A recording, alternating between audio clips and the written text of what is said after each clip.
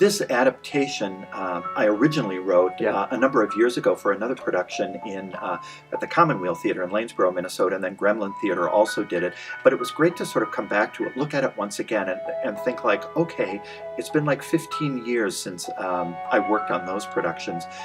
What's the play saying right now? Craig's version of the script really gets to the meat of it.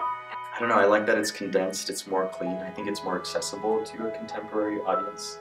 But especially on this play, he has an incredible working knowledge of this play. He's done it multiple times. I believe he's performed in it multiple times, directed it. I love working with Craig. He's amazing. I mean, I get to play with some really great actors, and then I'm really excited to be working with Craig.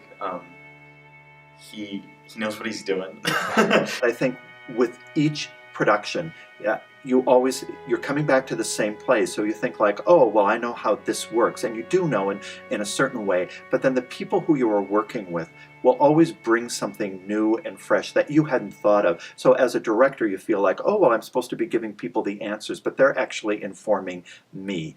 We're a very young collective, but we've been together, working together professionally for quite a long time. So we have a kind of vocabulary. It's been really interesting to reimagine the story with a young cast. It's a totally different take on the story. For me, I think that the cast being younger than normal adds this element of hope to the story. Often those preconceived ideas of what we had can be shaken up when you go back to the text and when you go back into the characters and you say, well, maybe it's more complicated than that, or maybe it's simpler than that, or maybe it's just different than what we thought.